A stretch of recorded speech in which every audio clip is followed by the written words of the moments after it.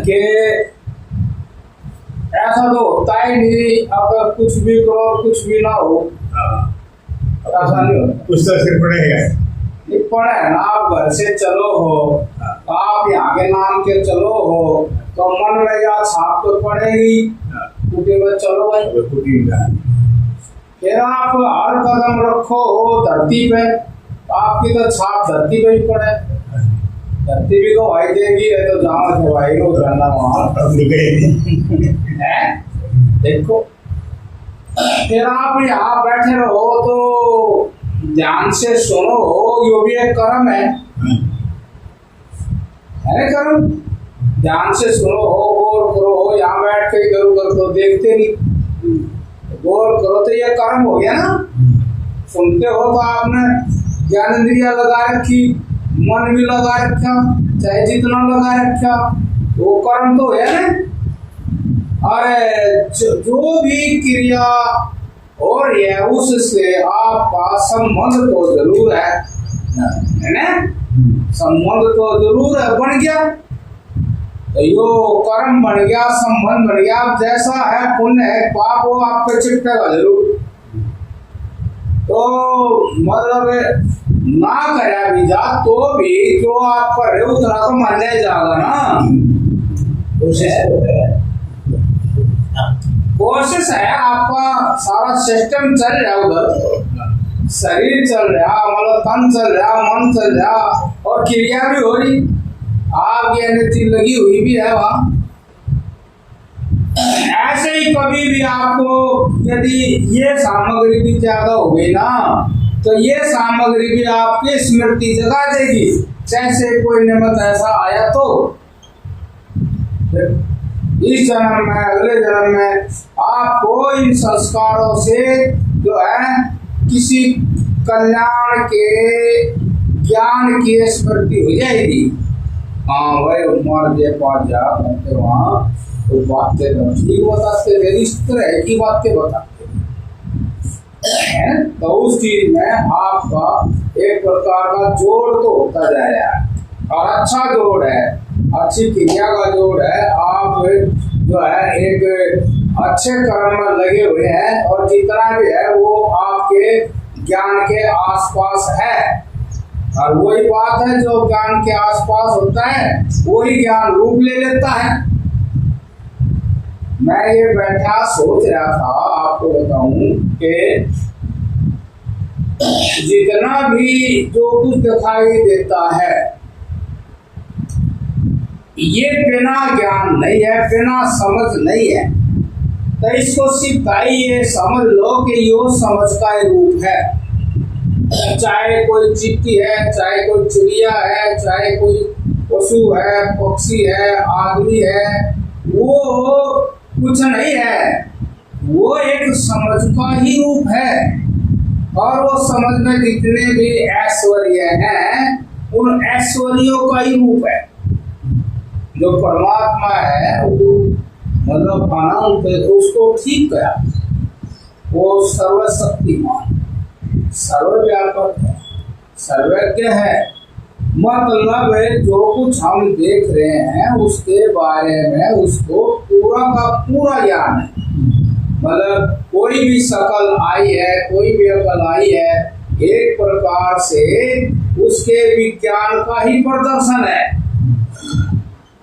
ये तो हम अपने खाली ज्ञानेंद्रिय विज्ञान से कुछ बता रहे हैं। ज्ञानेंद्रिय विज्ञान से पर है, यदि मन की वासना और तृष्णाओं को हम छीण कर दें तो वहाँ ज्ञान होगा। वो ज्ञान है, वो ज्ञान केवल आत्मा ही मन में प्रकट होती है तो होता है। और वो ज्ञान ये बता रहा है कि ये सारा का सारा जो कुछ भी है वो परमात्मा, यह परम आत्मा है। हम भी आत्मा है, लेकिन वो परमात्मा ऐसा है जैसे हम इस तरह से आकर के कुछ ऐसे ज्ञानों को प्राप्त हो जाते हैं, अहम का भ्रम भी हो जाता है, लेकिन वो परमात्मा कभी भी हमारी तरह से नहीं होता। वो तो इसी तरह से ही होता है। मतलब जैसे हम देखते हैं अब ये चीज है, ऐसे परमात्मा नहीं देखता। परमात्मा को सारा का सारा, वो चाहे किसी चीज कोई भी रूप है, वो परमात्मा को वहां उस रूप में स्वयं ही बैठा हुआ है, वो दूसरा कभी भी नहीं देखता, कभी। क्यों? कि उसी चेतना के विज्ञान का विस्तार है। जो कुछ भी यहाँ आप देख रहे हैं, उसी चेतना में जो विज्ञान है, विशेष ज्ञान है, जो भी उसके अंदर ये नाना प्रकार के सकल दिख रहे हैं, ये उसके अंदर है, और उन्हीं से ही उसने ये सकल सारी वो उसको ऐसा नहीं होता कि भाई जैसे हम देखते हैं, तो वो ऐसे नहीं देखता। वो तो उस आत्मा से, जैसे कोई कुम्हार है तो मटका बनाता है, तो कुम्हार मटका बनाता है, चाहे बढ़िया बना घटिया बनाया, लेकिन वो जैसा भी बना, तो कुम्हार को ज्ञान है यो मेरा ही बनाया हुआ है, तो वो ऐसे वर्णित नहीं होता। अब यो बढ़िया है, यो घटिया है, ये तो मेरा ही बनाया हुआ है, मैं ही बनाता हूँ। ये तरह तरह के सारी चीजें, टोटल जो मटकों का रूप है, उसका ज्ञान है, टोटल उस कुम्हार में। वो कभी मटकों के बारे में मोहित और आसक्त नहीं हो सकता, अनबैगे वो आसक्त हो जाए, उनके राग में फंस जाए, ऐसा वो उसको नहीं हो सकता। जय गुरुनाथ, उसको ऐसा नहीं हो सकता। ऐसे वो परमात्मा स्वयं ही इस प्रकार से सारी वस्तुओं का वो निमित्त कारण है, जितने भी है।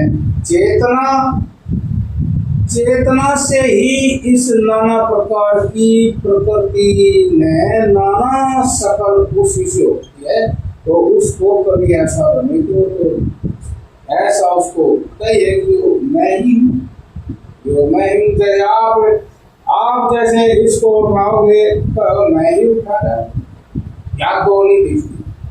ऐसे ही स्वाभाविक उस परमात्मा के अंदर ये सत्य है। आगे सब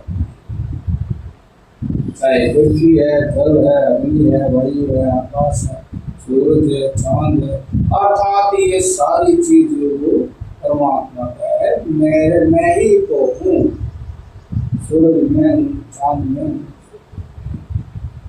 इसमें ये हो जाता है कि वही जैसे आप अपना उनको अलग अलग अहंकार भी हो जाता है, जैसे मनुष्य को हो जाए, ऐसे पशु पक्षी को, ऐसे सूरज चांद को, नक्षत्रों को, सबको और उस परमात्मा के अपने स्वरूप से उनको अलग अलग नाना तरह का और कुछ वो होता जैसे हमारा हो जाता है। अब हम लोग चाहता नहीं रोग हो जाता है,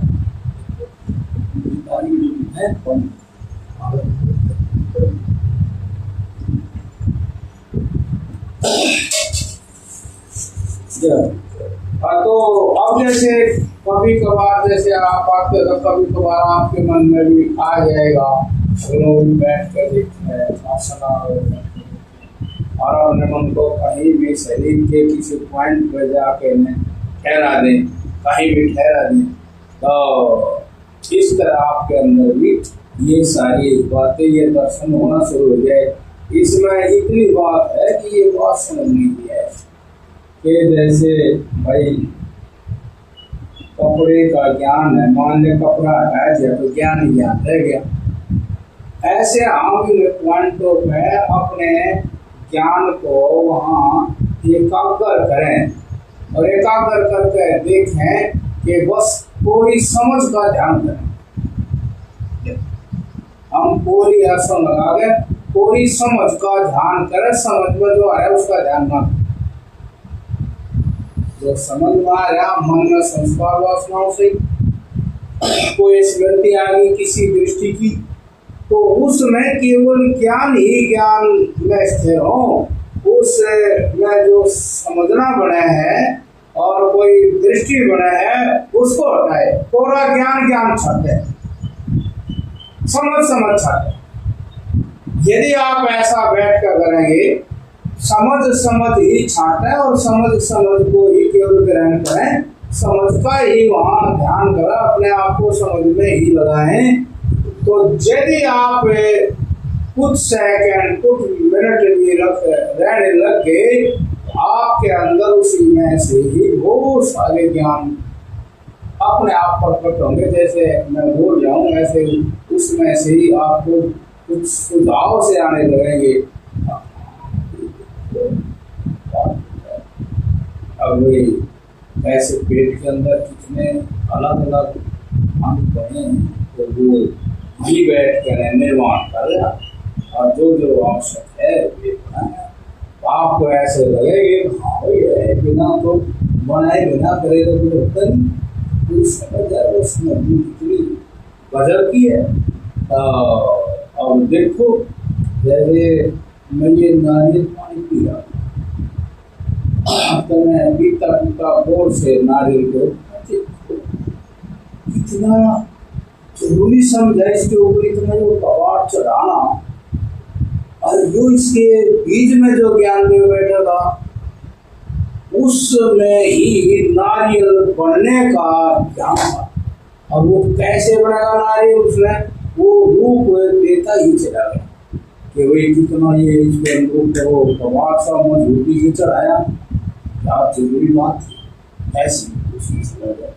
और फिर उसके अंदर वो कोपा और वो पानी और जीरी कैसे, मतलब गौर से देखेंगे तो जैसे कोई आदमी कोई चीज बना रहा तो वो बिल्कुल ऐसे बने, जैसे कोई बना हुआ है, जैसे ये स्वेटर बना हुआ है तो वो तो लिख रहे हैं, जैसे वो स्वेटर बना हुआ बनता चला जाता है और आप देख में फंसता ही चला गया, कपड़ा ही बन गया वो। मतलब बिल्कुल जैसे वो बना रहा, बिल्कुल ऐसे ही उस बीज के अंदर जो चेतना है वो स्वयं ही सारी सामग्री वहां से लेती हुई और रूप देती चली जाती। और देखो आज भी उसका यूज करें, उसका पानी पिए, जो बोड़ा पड़ गया है तो उसको अपने पकवानों में डाल कर खावे, ये भी बुद्धि उसी में दी। उधर वो बनाया गया, उधर आदमी के अंदर ये बुद्धि, अब इसका इस्तेमाल ऐसे हो जाए ऐसे हो जाएगा। मतलब सभी आदमियों में सारे संसार के प्राणी पदार्थ वस्तुओं संबंधित इस तरह की प्रेरणा दे रहा है वो परमात्मा, इसलिए किसी को बड़ा किसी को थोड़ा, इस सारे संसार के प्राणी पदार्थ वस्तुओं के यूज करने का ज्ञान है, तो किसी को थोड़ा किसी को बड़ा, और उसी संबंधित ज्ञान। तो यही तो परमात्मा है कि किसी के अंदर कुछ ज्यादा ही ज्ञान जाग गया, किसी के अंदर कम जाग गया, और इस सारे संसार का ज्ञान जाग गया। और इस तरह का ज्ञान कहीं भी कोई बताता हुआ समझ में नहीं आता, सभी आदमियों को बता रहे एक दूसरे को। और कोई भी आदमी कहेगा तो उसको यूं ही कहेगा मैंने वहां ज्ञान है, मैंने वहां ज्ञान है, मतलब आदमियों के द्वारा है या कुछ। अब वो आदमियों में तो ज्ञान हो रहा है,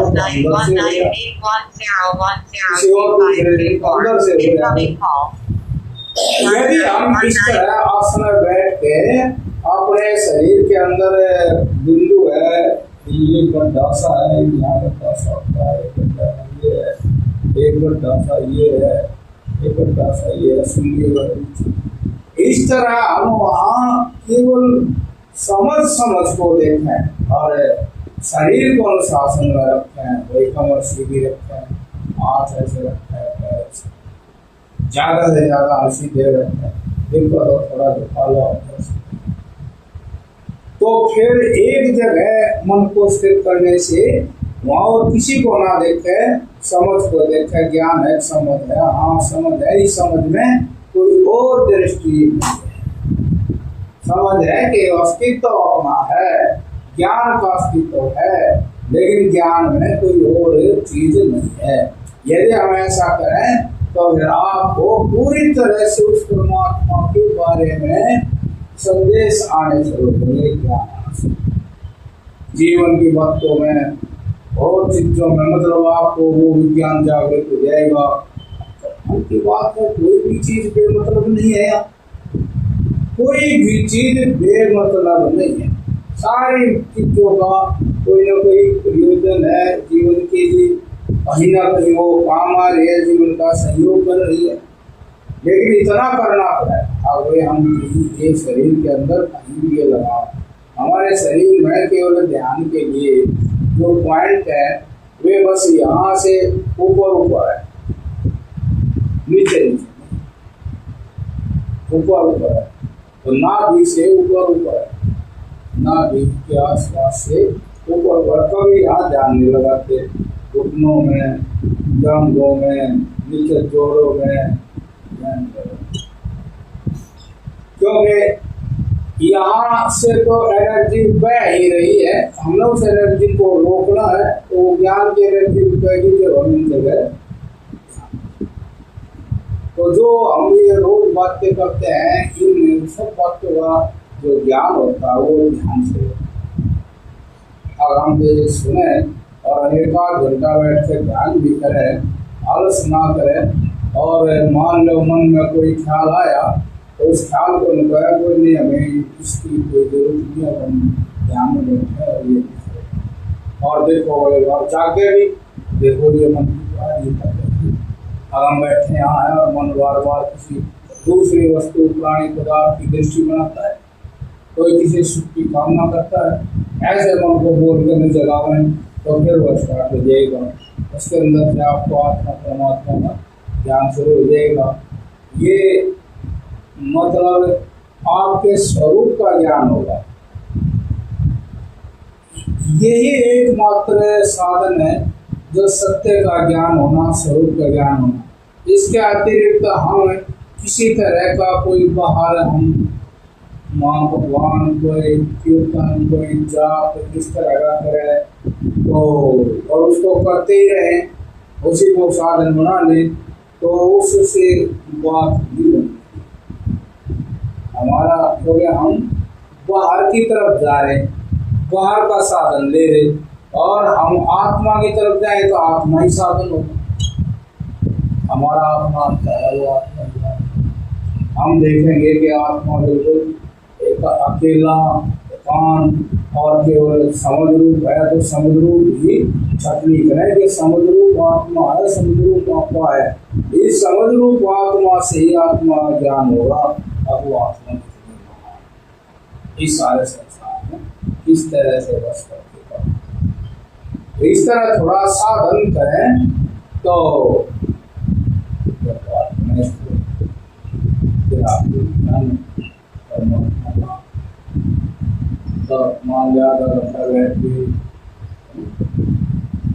इसमें एक बात होती है, धैर्य से बैठना पड़ता है।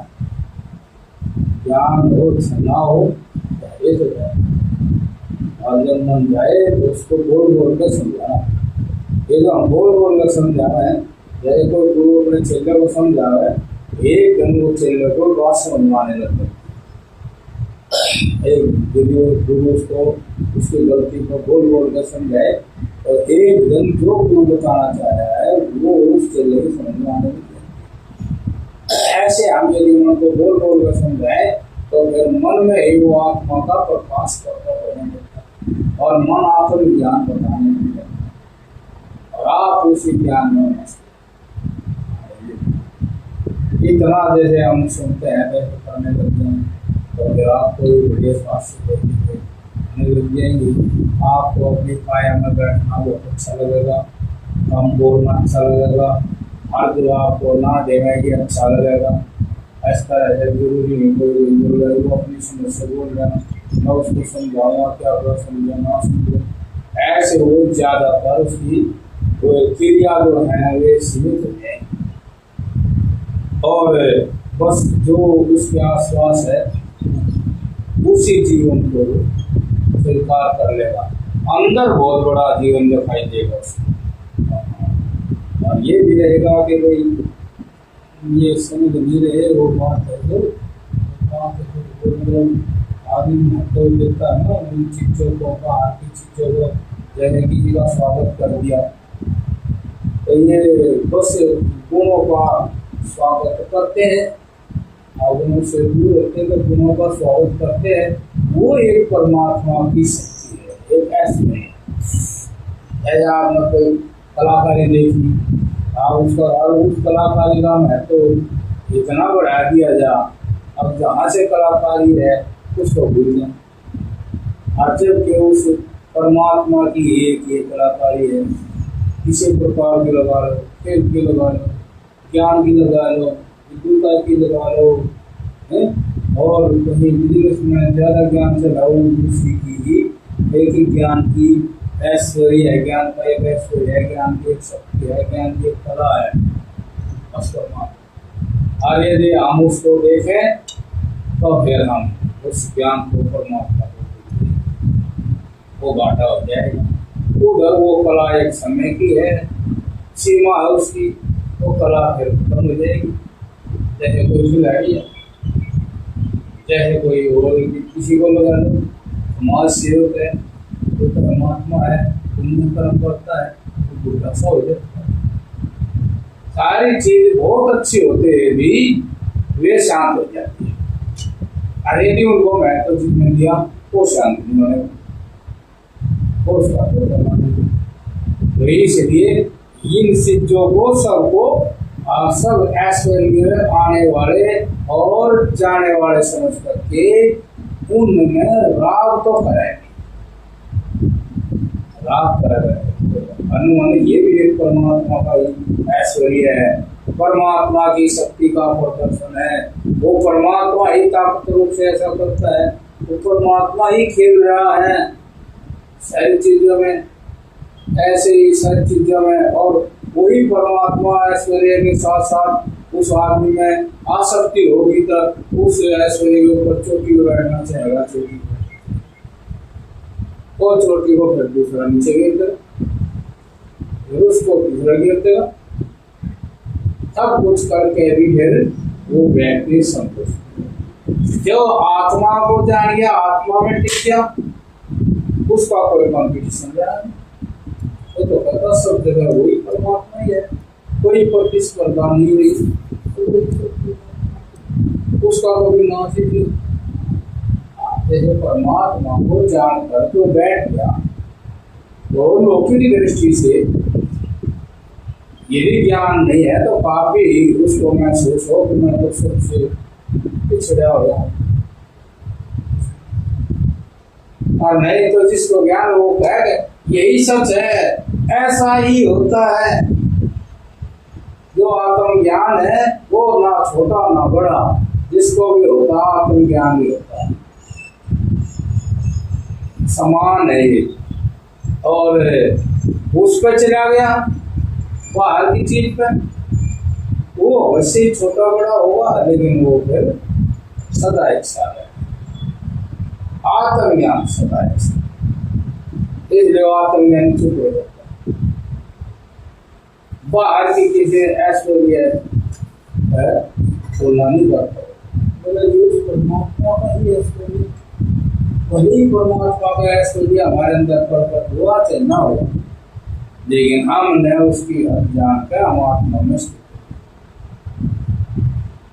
ऐसे ये सारे ध्यान है, जब भी आप बैठे तो इस तरह का ध्यान करेंगे तो आपके अंदर भी वही ध्यान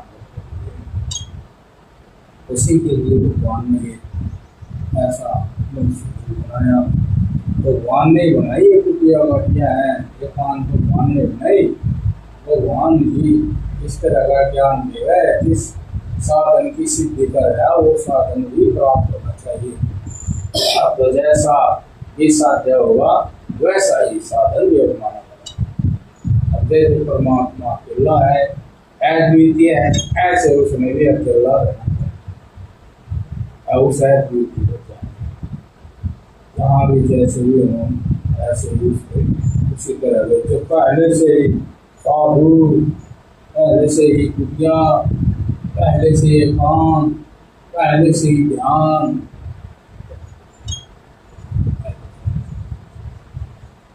मतलब ऐसा कहते हैं ना भाई, 25 साल तक गृहस्थी, 25 साल तक ब्रह्मचारी, फिर गृहस्थी, 25 साल तक फिर वानप्रस्थी या सन्यासी। ये तरीका है, बिल्कुल इसमें कोई वो परहेज नहीं है।